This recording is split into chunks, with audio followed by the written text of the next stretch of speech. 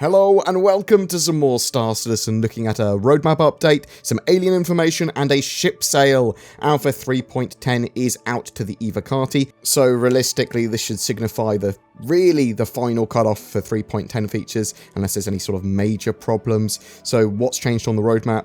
What features have slipped? Mission giver Eddie Parr, although they will release the bartender functionality with Alpha 3.10, Eddie Parr requires additional functionality as a mission giver, and certain higher priority tasks needed to be completed before they can address those relevant to Eddie. At the same time, they'll be reviewing mission givers overall and planning out what sort of steps they can use to improve them. So they've removed Eddie Parr from the roadmap until they can determine exactly where he's going to fall in the future. So this could be still 2020. And I do believe that means that they're working on NPC and mission giver updates in general as well to improve them, to get them in sort of up to spec. There's no date given for this yet though. The elevator panel updates, the scope of that has increased in complexity since they initially planned it for 3.10. They need more time to make necessary UI code changes, so that's been pushed back to 3.11, the Q3 2020 patch. It was also confirmed that the P-72 Emerald is just a green skin for the ship. Though not planned for 3.10, docking, which was planned for 3.11, has been temporarily removed,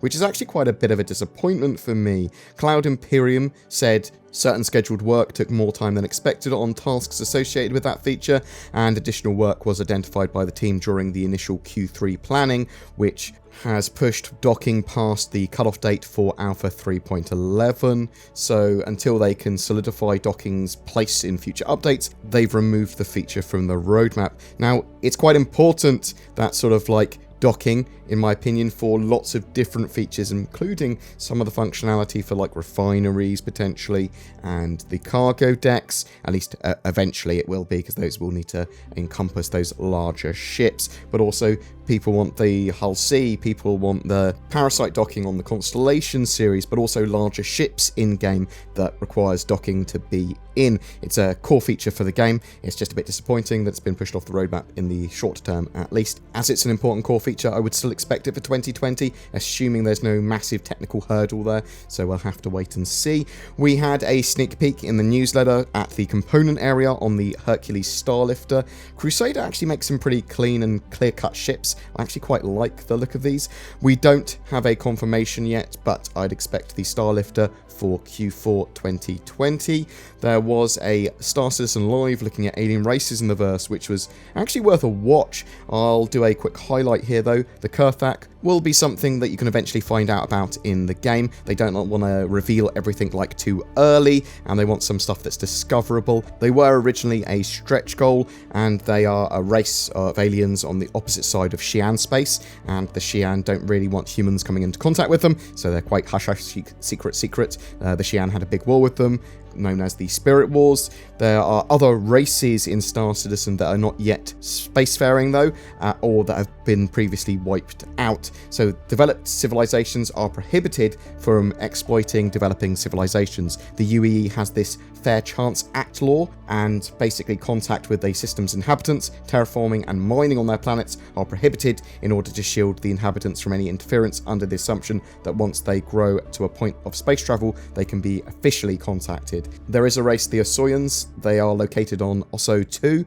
and they're in the early stages of development. They basically have tools and villages and communicate via changing colours on their foreheads that they flash up. There's Hadesians as well. They suffered some form of mass extinction. They're in the Hades system, but they suffered some mass extinction before they were actually discovered.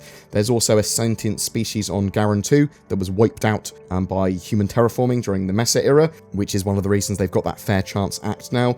There are various different tribes of Vandal that all have their different look. We know that the Banu sort of like have trade relations with some of those Vandal subsects and tribes. It'll be interesting to discover them in game, because obviously they're not all the protagonist Vandal in Squadron 42. Some elements of Banu society and history remain a mystery, as they don't have a written history of events that they sort of keep. They are focused on like the now, and they do sort of keep useful information that they sort of like see as direct instructional functional textbooks, like for a skill or science and things like that, but not past events that might mark their history.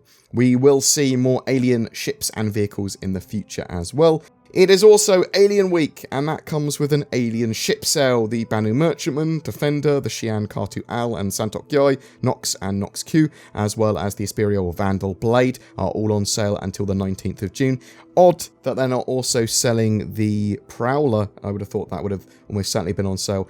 And I was sort of expecting some scythes or glaives to go on limited sort of like hull sale as well.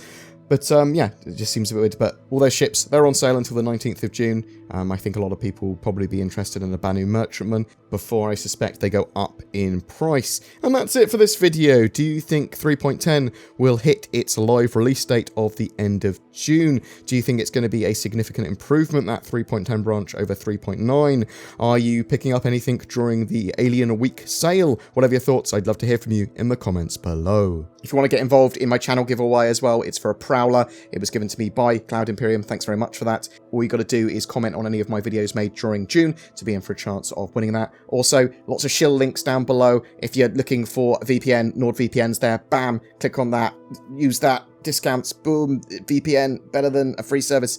And also Shadow Gaming PCs for using the power of the internet and leveraging there, so they don't have to own your own gaming PC. You can just use a subscription service there, which could save you a lot of money. It means you don't have to maintain your own hardware. Boom.